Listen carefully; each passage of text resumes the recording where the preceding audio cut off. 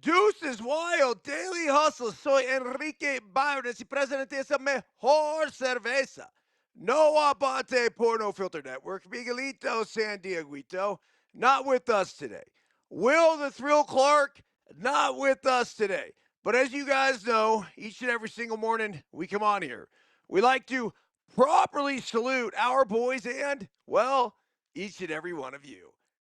Yes, yes, yes, yes, yes, yes, yes. Woo! Remember this, folks. When we are juiceful, we are useful. And when we are juiceless, we are fucking useless. A very pleasant good morning to you on the 27th day of October 2025. We are brought to you by, drum roll please, the Foot Reflexology Board. If you want to decrease inflammation, increase blood flow, alleviate pain, sleep better, I cannot tell you the science behind it, but I can tell you that this shit works. Over a decade of standing on the board religiously in the morning and at night, and it has kept me healthy and charging as I have continued to get just a bit older.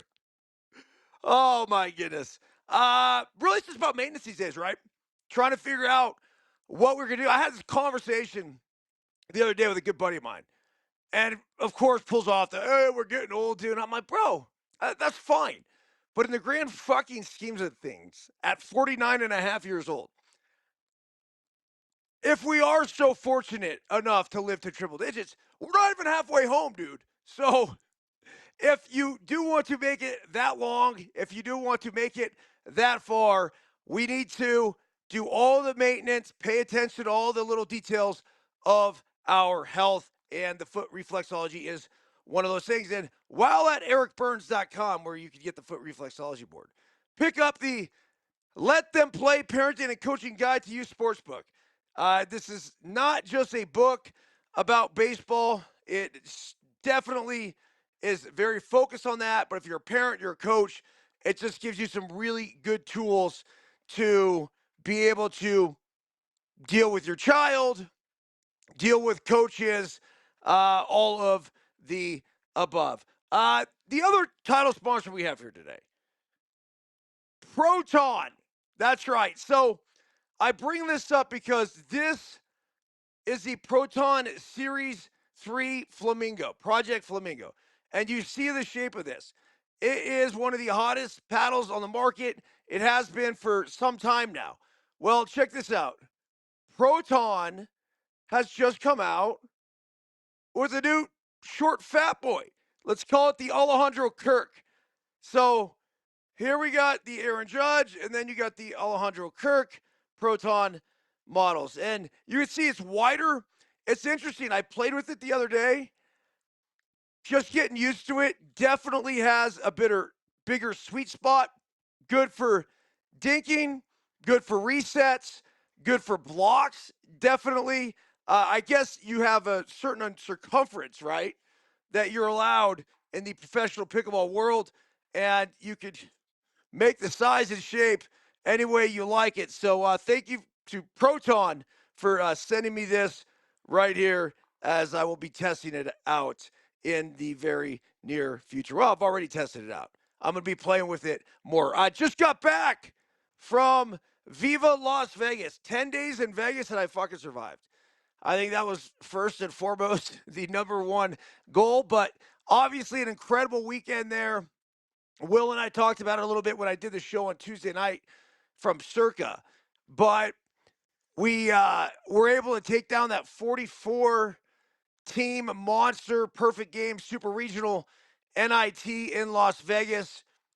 Arguably the most impressive tournament win that Let Them Play has ever had. And then followed up with amazing pickleball all weekend long. Really, the highlight of it was being able to play with my guys, Adam Stone and Dave Fleming. Adam Stone, legit pickleball player, former professional. I apparently won that Vegas event 3, 4 years ago, and now he is behind the mic. And Dave Fleming, who I've gotten to know pretty well, met him at, I think it was a celebrity event that I did in Arizona. This guy is the Vince Scully of pickleball. Just is on it, man. He makes all the baseball references, which of course I love, but he has this smooth, calm demeanor about him when he talks about the sport of pickleball. And got to spend some time with those guys, got to play with and against those guys for a couple hours one of the days I was in Vegas. Then we had the tournament, which was kind of meh. Didn't play great. A little disappointing, but per spare on a straw. Through hardship to the stars, I think you learn from all these different experiences, from your approach going into a match to adjustments you make within a match and whatnot. So certainly will never, ever, ever complain about the opportunity to go play pickleball for a week, and that's exactly what I had. So returned home, got home late last night in time and ready for game 3 of the World Series. And this should be a good one. The Dodgers, I got to believe, are pretty heavy favorites going into the contest tonight with Tyler Glasnow on the mound. Max Scherzer, though, every time we try to write this guy off, he appears from the fucking dead, man, and had that terrific outing in the American League Championship Series. So we'll see what he will be able to do tonight. But this brings us back to game 3 and actually game 2 for today's title of the Daily Hustle. Better than we found it. Daily Hustle quote of the day. Wherever you go, whatever we do. All right, let me start over. Because I did say we. I like including all of us in these quotes. Wherever we go, whatever we do, our number one goal should be to leave people, places, and things better than we found them. Daily Hustle translation. In game 2 of the World Series in Toronto, Dodgers pitcher Yoshinobu Yamamoto threw his second consecutive complete game and helped LA even up the series at 1 game apiece. After the game, Yamamoto did a standard on field interview, but what happened after that was not standard at all. Before heading to the clubhouse, Yamamoto was seen picking up all sorts of trash in the Dodgers dugout. As a baseball coach who refuses to leave the dugout after a game until all the trash is picked up, it's tough to explain how much I fucking love this. In a day and age of the expectation generation, where many people expect others to be the ones to do these mundane things, we as human beings have an opportunity to stand out and make a huge difference by doing simple shit like picking up trash after a ball game. Sure, Yamamoto punched out 8, walked 0, and led his team to victory with a historic performance on the bump. But the one thing that I will forever remember from his game 2 start is the fact he picked up trash in the Dougie after the game. Everywhere we go, everything we do, and every interaction we have with other people should be left with one question. Did I leave those people, places, and things better than I found them? EB. Okay, so this story came out, and immediately I thought to myself, I've seen teams from Japan at the youth level do this all the time. And it's fucking awesome. And it's kind of one of those things where you look at it, it's common sense. The fact that we don't strictly enforce this here in the United States, or to say in general around the world, isn't this just code for being a good human being? I can't tell you how many times I've gone into a dugout where we're the next team to go into that dugout, and there is shit everywhere. So, as I said, as a baseball coach, I appreciate when we are able to go into a dugout. It's a clean dugout. And then, as a baseball coach, I am relentless in making sure that that dugout is clean afterwards before handing it over to the next team. Or even if we're the last game, before making the field guys, the grounds crew guys, they didn't really sign up for this. So, look, sometimes it's not even these gigantic things that we have to do. When you're on a walk, pick up a piece of trash. On a run, a piece of trash, like whatever. Do these little things because, of course, it's all these little things that make the big things happen. All right, this just in.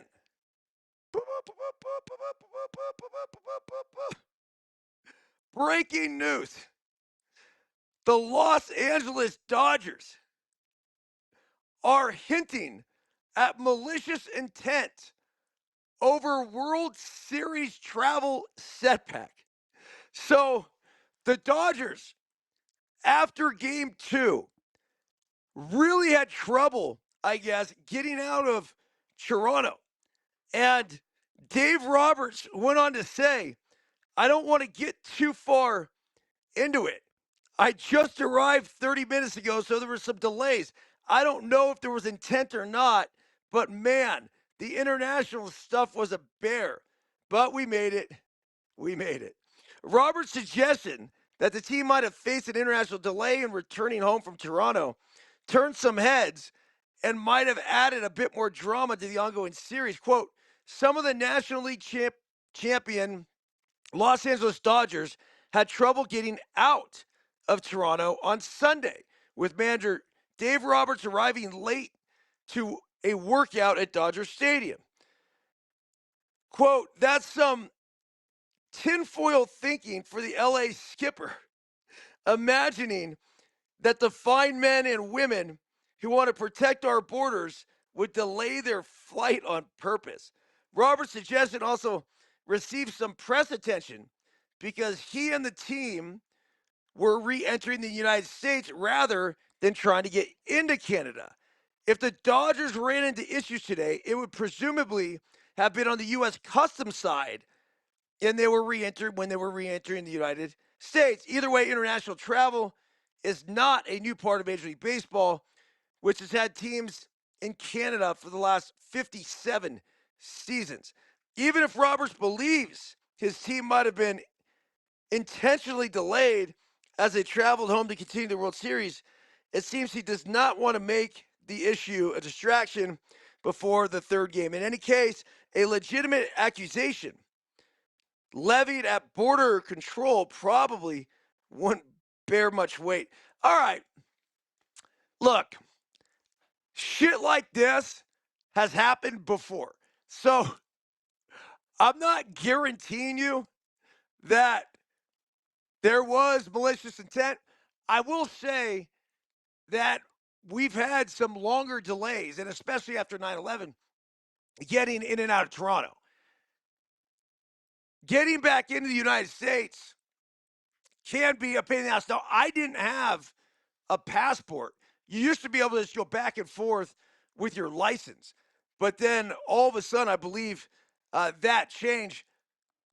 I wouldn't put it past, I would say, the Blue Jays or Blue Jays fans or whatever it is to try to do that. I mean, it's been done before. Again, Roberts brought it up. He talked about it. Let bygones be bygones. Okay, conclusion of the first two games of the World Series. Look, game one, Dalton Varsho. Everyone's going to talk about the grand slam hit by Barger, but the Varsho homer to get the Jays going made them believe. That was the big knock in that first game. They were down 2-0.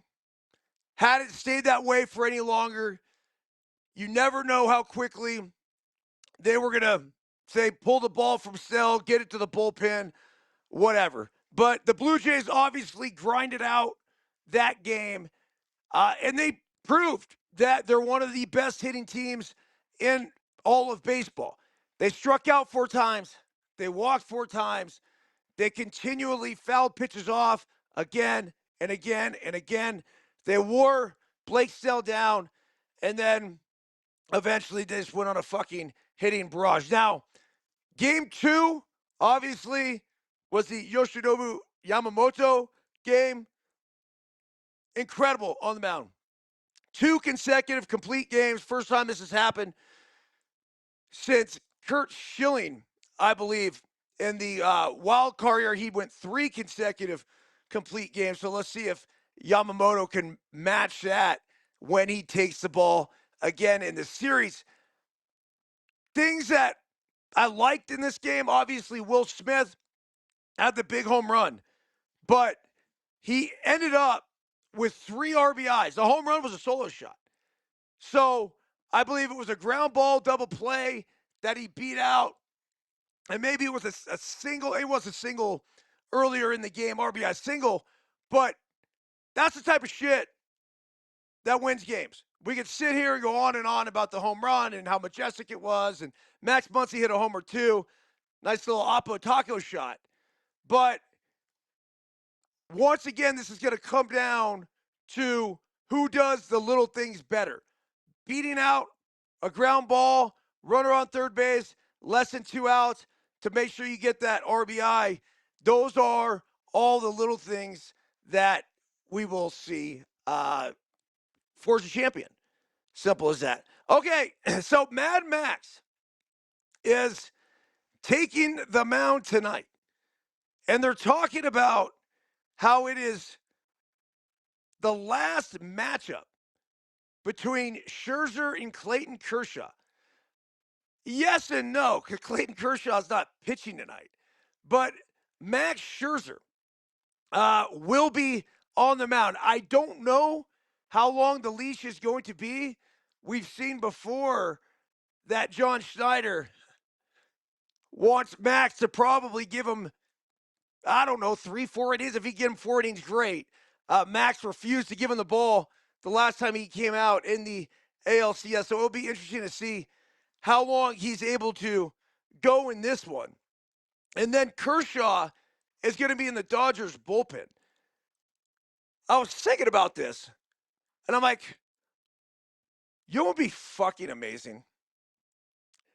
If you handed the ball to Max Scherzer and you handed the ball to Clayton Kershaw. Dave Roberts and John Schneider come up with an agreement. You take the ball, Clayton. You take the ball, Max. We're playing a 9-inning game, and you're not fucking coming out of it. How fun would it be to watch that? Now, in the day and age of complete games are so rare. That's why we're celebrating this Yamamoto one. But could you imagine if we had Mad Max for 9 innings, no matter what, and you had Clayton Kershaw for 9 innings, no matter what? I don't know who'd win that fucking game. That would be a battle to the end. Because as these guys' pitch count gets up there over 100 pitches to 150 potentially, it's really who could be more crafty in that situation. It's just my dream little fantasy matchup. I'd do anything to see as I play whatever it is on this Monday morning. So, all right, game 3 tonight. And we will have a live alternative broadcast for some portion of the show. So stick around for that on No Filter Network and nofilter.net if you want to check some of that out. And then we'll post that up there probably in the Deuces Wild feed. But nothing like an opportunity to do an alternative call of a World Series game. Okay, Alex Rodriguez recalls giving Patrick Mahomes advice. And you know what the advice was? Play baseball, not football. If this story sounds familiar, it should, because I gave that same piece of advice to a guy by the name of Tom Brady. It's the fucking truth, man. I ran into Brady at the Brennan's house. Brennan is now the head coach of University of Arizona. And I hadn't seen Tom in like 3 years. He'd gone to Michigan to play football. And so I just gotten drafted, I believe it was by the A's, and I was going off to play pro ball. I'm like, yo, Tom, how's the football thing going? He's like, well, I got 3 snaps last year. I'm like, sweet, man. I said, well, have you ever considered going back and playing baseball? This guy was the best left-handed hitting catcher that I'd seen growing up. Crazy pop, wicked freaking quick arm, release, all of it. And he goes, nah, man, I'm going to win this job next year because Drew Henson, who was the other quarterback at Michigan, was playing baseball for the New York Yankees in the minor leagues at the time. So Tom explained to me, he's off playing baseball. I'm off getting my reps, or off at Michigan getting the reps, whatever. And sure enough, he does not take my advice. He ends up staying at Michigan, getting drafted by the Patriots, and the rest is history. So, this article about A-Rod, let's get into it. Kansas City Chiefs star Patrick Mahomes is arguably the greatest quarterback of his generation. Yeah, that's arguably. But he would now, is he a different generation than Brady? That's the question, because he has not surpassed Brady. There's no fucking way. If you want to call him from a different generation, I'm good with that.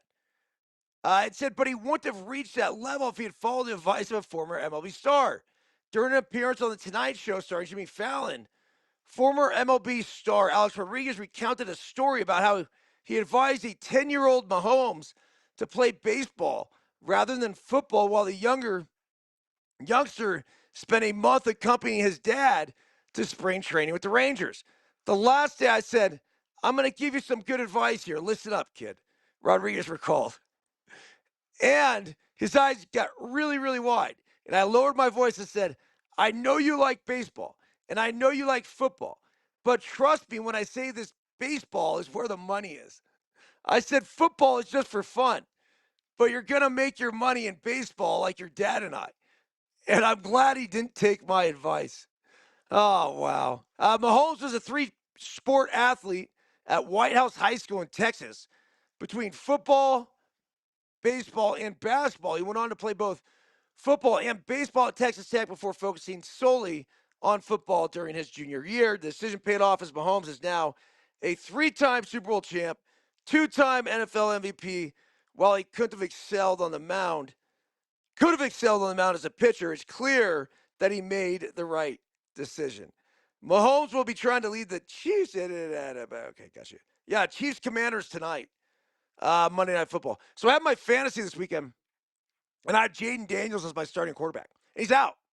So I didn't set the lineup because I was playing the pickleball tournament yesterday.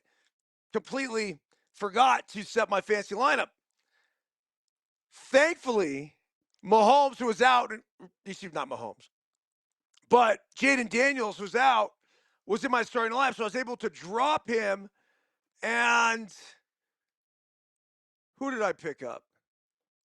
I picked up his backup. So I think it's Marcus Mariota as his backup, will be the Chiefs quarterback tonight. So now, and of course, no one gives a fuck about my fantasy football team but me.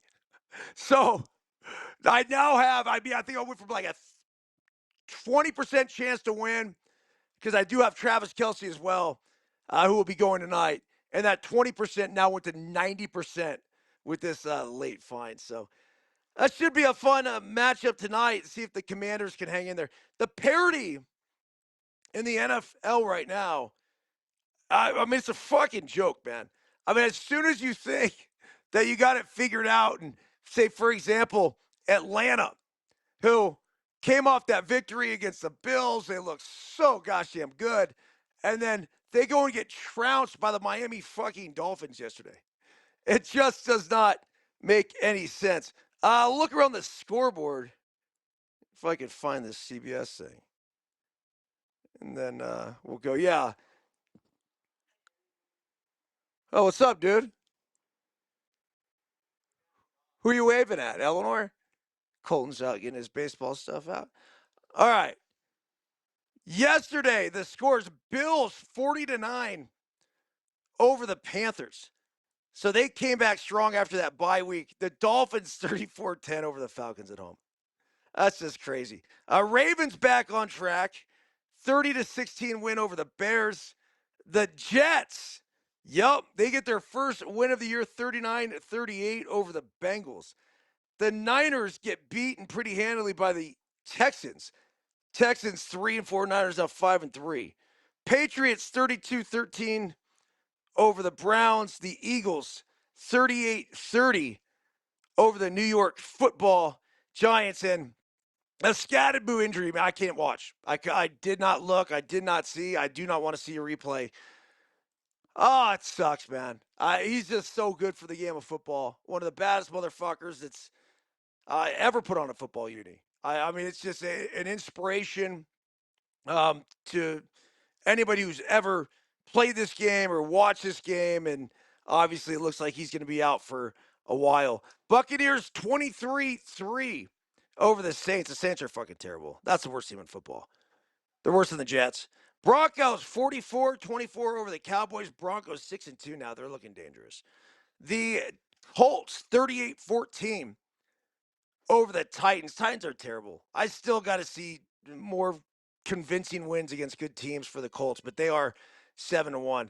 Packers 35-25 over the Steelers. And then Brian Kelly out as LSU's head coach. So another college football coach fired in the middle of the year.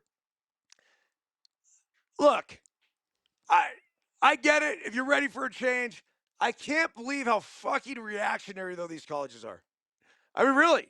But if you're getting, if you're willing to eat the $53 million buyout that they have, yeah, go ahead and do it. Now they're going to go throw, all this money. It just goes to show you how much money they have. I mean, it really does, right? When you have all these colleges willing to walk away for these big contracts, they don't give a fuck. Winning clearly is the number one objective, and I guess it's a way to your fans' hearts. That's all they care about as well. All right, alternative broadcast coming tonight and tomorrow, and probably because we're going to have 3 games in a row, right? So it'll be Monday, Tuesday, Wednesday. Yeah, all 3 days. Alternative broadcast here, No Filter Network, World Series. We'll have it on in the background and have a little watch party. All right, stay tuned for that. Everyone have a great day.